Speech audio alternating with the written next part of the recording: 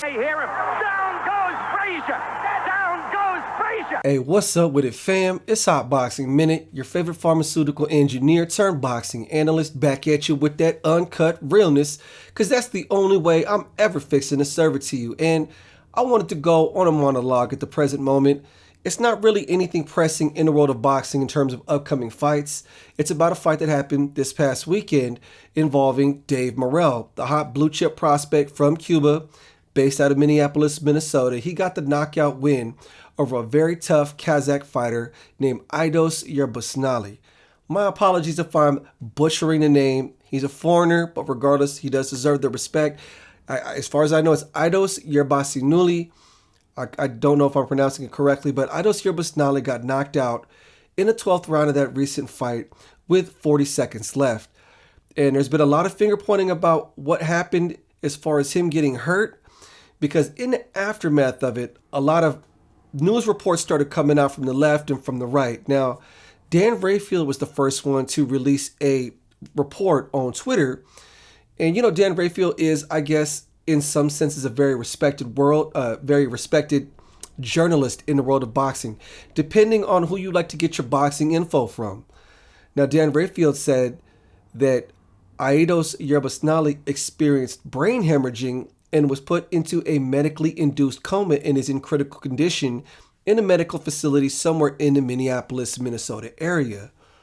Well, Suleiman Promotions, the management company behind Aidos Yerbossynuly, also released a statement saying that he is not in a life-threatening situation, but he will be in a hospital for a 2-week observation, and his family members are going to be flown in from Kazakhstan just to help lift his morals.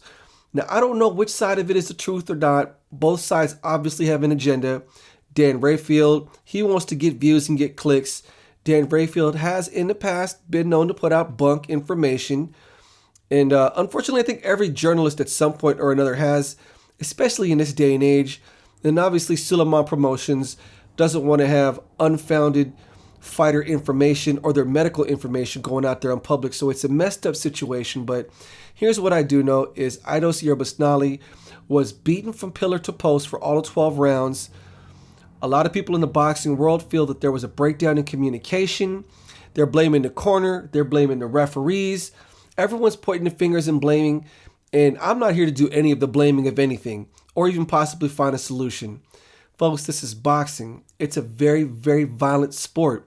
It's the nature of the beast. This thing goes back to the birth of civilization. In the cradle of civilization, when mankind first started out in Mesopotamia, the very first sports were combat sports. It was fist fighting or some version of wrestling or some version of both, a la mixed martial arts or pancrase. They've got different drawings on these walls in the ancient Mesopotamian society back there. And it shows, you know, combat is just in our nature as human beings. And it makes things very interesting when you're speaking on a sport of boxing. This is not like football. This is not like basketball where you can criticize, you know, these sports stars or whatever have you. This is boxing. It's very different. All the other sports, I mean, MMA, I guess, qualifies as a combat sport. All the other sports, you know, tennis, football, baseball, whatever have you, they're all meant to replicate the fight or flight that we see in combat sports. They're all just facsimiles. That's why when I see soccer stars trying to sell a foul or basketball players selling a foul, it's the funniest thing ever, especially if you grew up in a boxing game where the whole point is to inflict as much damage as possible on the person in front of you. But that's just to drive the point home that there really is no need to disrespect fighters when you're analyzing the game of boxing. If you've been following my content on YouTube, especially on TikTok where I have thousands of videos, the one thing you'll see is that not in any single one of those videos have I ever besmirched a fighter. You can actually be in this niche, talk competently about fighting, compare and juxtapose fighters and their fighting styles, and not have to throw fighters under the bus just to get clicks and views. Now, I will admit this, being divisive, selling narratives, disrespecting fighters is a quick way to gain a large amount of followers in this niche. Divisiveness and hate, oh man, that's the bread and butter of currency in this capitalistic American society. That's just the truth. But it's not who I am, unfortunately. I'm somebody who grew up in the boxing scene. I have seen fighters come and go in this boxing world. I've seen some fighters who did well as amateurs never become pros. I've seen some fighters who I believed had world level talent at the professional level that I knew in San Diego who ended up not doing anything with their careers. Some of them went to prison and just went down the wrong path. Anything can happen, but regardless, these are men and women who step inside a square circle for our entertainment just so that they can put food on their table. And it made me think about the previous incidences in the past. I remember in 2019, Charles Conwell, who is currently still campaigning at middleweight and undefeated, injured Patrick Day, knocked him out in the ring, and Patrick Day ended up dying from the injuries he experienced inside that ring. I remember my friend Stephen Shaw, a undefeated heavyweight prospect who's building a name right now in this country, and Stephen Shaw told me about being there at that event because he fought on that same card. And I couldn't imagine what Patrick Day's family was going through after Patrick Day never woke up from those head injuries. And then, of course, Charles Conwell as a fighter. What goes on in your head after you kill somebody in a ring? How do you bring yourself to explode on someone's face the next time you step inside a ring? It's something everybody that gets involved in these kind of incidences gets severely affected by. I know Dave Morrell is at home right now hoping and praying that Aidos Yerbossynuly is not, in fact, in a medically induced coma and not, in fact, in a critical state. In that same year, 2019, we had Maxim Dadashev.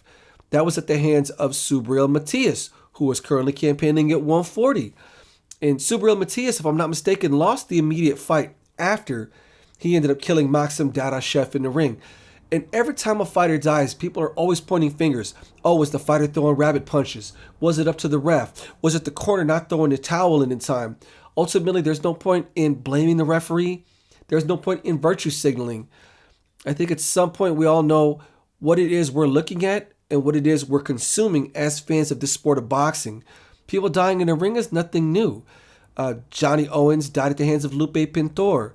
We had Sugar Ray Robinson. He ended up killing a young man by the name of Jimmy Doyle. Max Baer, going back to the 1930s, if I'm not mistaken. One of his early fights in the ring, he killed a man in the ring. That's the reason why I never disrespect these fighters. The fight game is already dangerous. You could die in the ring. You could have all your money taken from you by shiesty-ass promoters and managers, and to top it all off, you got to get online as a fighter and deal with a whole world full of people who have been given a sense of entitlement due to having social media and platforms. And they will besmirch you and talk crazy about you in public, knowing damn well, if anything, they would either be quiet when they see you in public or even ask for an autograph and a photo. That is never going to happen to me, folks. Go back and check all 2,000 plus of my videos that I got on TikTok, and the one thing you will notice that is a common theme in all of it is I ain't besmirching nobody for one of two reasons. Number one, these men and women that step in that ring risk their lives for our entertainment, and I never lose sight of that.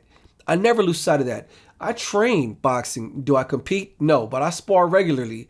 I can appreciate the danger involved in getting in that squared circle and fighting for money. It's dangerous, folks. And number two, I don't want to not have access to the fighters. I want to interview every single fighter that I can.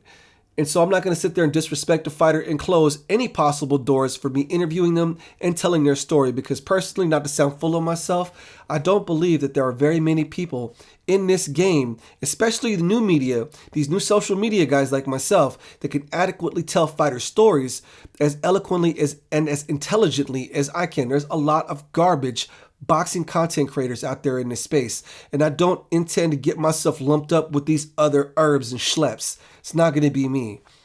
But anyways, the long and the short of it is, prayers out to Aidos Yerbossynuly.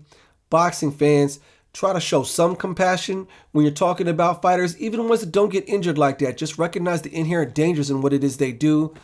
Hopefully, Aidos, I'm going to go on the optimistic side, and I'm hoping that Suleiman Promotions' press release statement on Aidos Yerbossynuly's state is the correct one. That he's just there for a 2-week observation, that he is not in a life-threatening position, and, they're just making sure he stays safe after the crazy beatdown he experienced at the hands of David Morrell. Anyways, boxing fans, that's all I got to say on this one. Short video. This is Hot Boxing Minute, your boy. The future of boxing analysis on TikTok and YouTube. Y'all know the drill. Don't forget to hit that like button. Peace.